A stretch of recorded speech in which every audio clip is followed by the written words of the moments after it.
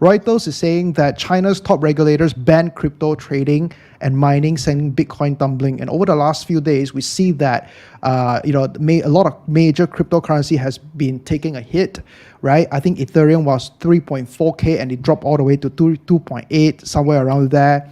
And then Bitcoin dropped like $3,000. This is quite significant. John, I just want to start out with you. Maybe you can share a little bit about how you feel when you see that your portfolio reduced by 20%, maybe 10%.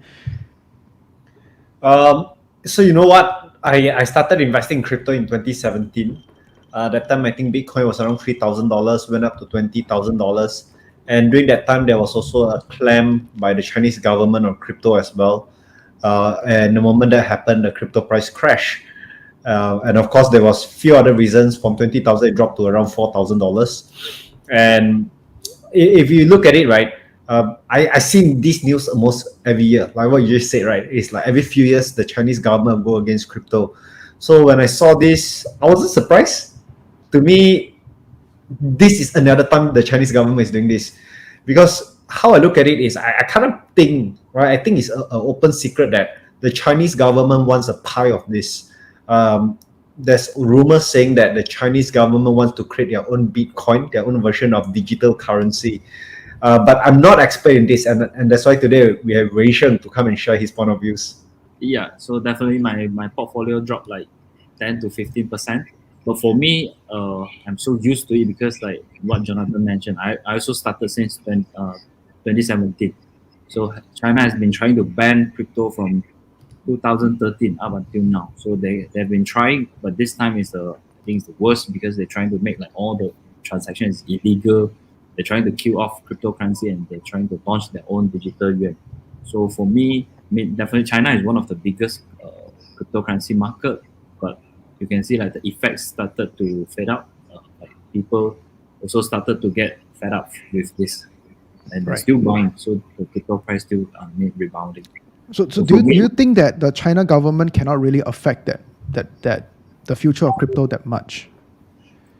I think China market they can't really affect because eventually like they're trying the China people will try to find a way like all this VPN to jump back into cryptocurrency market because it's one of the way to make the huge gain in cryptocurrency market. The China people especially they wanted to invest, but right now the property market like get whacked by the Chinese government. And also, if you want to invest in the stock market, they have no way because the Chinese market the stock market is not moving, so they don't know where to make money. So the only way is for me is like cryptocurrency. Yeah. Plus, China directors and China government officials have been famous for trying to get money out of the country because it's not easy to withdraw money out of China. For those people who have run businesses in China, I got a few friends who make tons of money in China, but they cannot spend it because a lot of money is locked into the country. You cannot spend out of the country. So if there's a documentary on YouTube, I can't remember who made it. I think it's like some big documentary YouTube channel that were talking about why Macau is one of the biggest casino city in the world. And it's not because they get a lot of tourists. It's because a lot of wealthy Chinese people will launder their money legally through the casino system. And I thought that's very interesting. And I want to go back to crypto about this because I do believe that when the Chinese wealthy people heard about, and I'm talking about mainland China, yeah, so they heard about the opportunity that the crypto is so easily transacted out of the country, right? Think about it. If you buy like a bunch of XRP, you send it to someone, within minutes, the other person get it, right? Compared to like the traditional banking system. So I think when they heard something like that, they are not going to let go easily. Plus the fact that this is so anonymous and this is so private, I think it's, you know what, I actually do think that Bitcoin probably created out of China, honestly speaking. I felt like it's created by some secret Chinese billionaire. And that's because he wanted to move the money out of the country and maybe go to another country, right? But what's interesting is that, the way I see it, right, last few days I've been picking up crypto almost on a daily basis. I've been buying up a few cryptocurrency myself.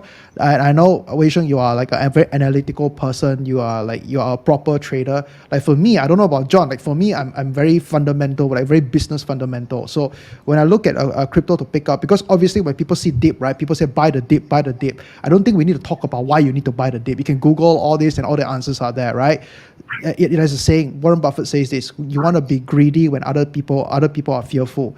So I started picking up some crypto, and I started picking up like Ethereum specifically, and then also Solana, because I missed out on Solana the first bull run that went through.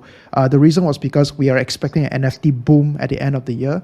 So these two are very, very important in the NFT world, and that's how I chose it. So I'm just curious, like John, how did you choose? Obviously, you are buying dips as well. How do you choose a crypto to buy? I always look at usage, utility. So of course, the most simple holding is to buy Bitcoin and Ethereum, but I also went into other currencies like XRP, right, Ripple. So I'm one of those guys who only buy the Bitcoins, the big BIG coins. I don't really dare to go into the the more speculative coins, although we know that crypto is speculative by nature. So I always look at utility. Another one that I also got was because of my friend, Swipe, right? XXP. Yeah, so at this point of time, my holding is only like 4 coins. Yeah. Okay, so just curious about Wei Sheng as well. How do you like identify the coins? Because I'm sure you have a like your own formula or something like that. Like you want to share? Okay, so for me, I'm not really buying that much, okay, because I personally am still believing in XRP, so I'm buying deep on XRP. But I buying Yay! XRP for the win.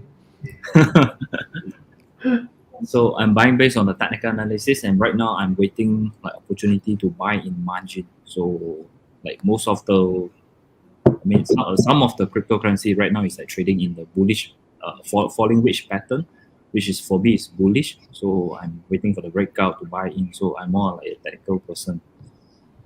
Okay. So let's have a little bit of a discussion in terms of like, can crypto really be banned?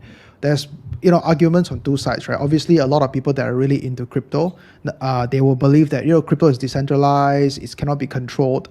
I personally believe that if they want to really ban crypto, they can. And how they can do it is that obviously you still need to take out crypto to be used as a fiat, right? If they can block that channel, they can block the way that businesses cannot accept crypto, then there's no in and out. That's my personal belief, right? And I think it will still limit the utility of crypto as a currency itself. However, by the way, I'm not talking about things like XRP. I'm not talking about things like Solana and Ethereum. I'm specifically referring to faith-based crypto like Bitcoin and also like Dogecoin, right? Which is going crazy. So what are you guys' thought? Like, Wei Sheng, how about you start out first? That can government really ban crypto if they want to? Yeah, for me, I think if the government really want to do it, they can really do it. Just that I don't think they would eventually. What they want is the taxpayers' money. So if they regulate it properly, they will, like those countries who finally have the regulation, they will have all this monies coming in. For example, like I'm not sure if, let's say we compare with forex industry. So most of the countries they have the forex traders, but eventually like not many countries have all this regulation. So those countries who have regulations, a lot of monies are flowing into those countries. So for me, cryptocurrency will be similar like forex industry. Eventually there will be countries who have the regulation. They will be in terms of bringing all the foreign fund into the countries. So what they want is a tax different money. So that's my thought. Right. So, John, what's your thought on that? I think that's a really good point that Wei Sheng shared. So I think there's no way you can shut down crypto. I also address that a lot of people always say that, hey, what if you can use crypto to make payments and all, right? Because that's what it's supposed to do, right? It's a cryptocurrency. So it's supposed to be a coin. And that's why after Bitcoin, they created Litecoin. And when we have seen there are shops around, even Malaysia, where you go to these shops, they say, hey, we accept Bitcoin. You can pay using Bitcoin. at first I bought into the hype. I thought it was a very good idea. But later on, I asked myself, will I pay using my Bitcoin? My answer is no. Why? Because the transaction fee is so high. The next thing is, if I buy a coffee, I probably have to wait for 10 minutes before I can say, okay, now transaction approved. Now you can drink your coffee. So I think this whole idea of cryptocurrency as the currency of the world, will it be used as a day-to-day transaction? I don't think so. But is there a usage for cryptocurrency? Yes, I have seen it. But mostly usually being used in the dark side, in the underworld. Yeah. So I think the usage of cryptocurrency as a day-to-day currency won't take place, not in the next at least 3 years, yeah, or 5 years. Yeah. But I also agree with what Wei Shen is saying, is if Chinese ban crypto, there are a lot of countries that will welcome companies to set up crypto banks or crypto trustees in their countries. So we are talking about Malta, we are talking about Isles of Man, we are talking about all these Luxembourg. Singapore And too, don't Singapore, forget. right? Yeah. Singapore is telling CZ, the founder of Binance, okay, come and set up here, man. I give you a license. Right. Yeah. Singapore is actively attracting a lot of crypto companies over there, like blockchain-based companies. That's why you see Vitalik from Ethereum is actually based in Singapore.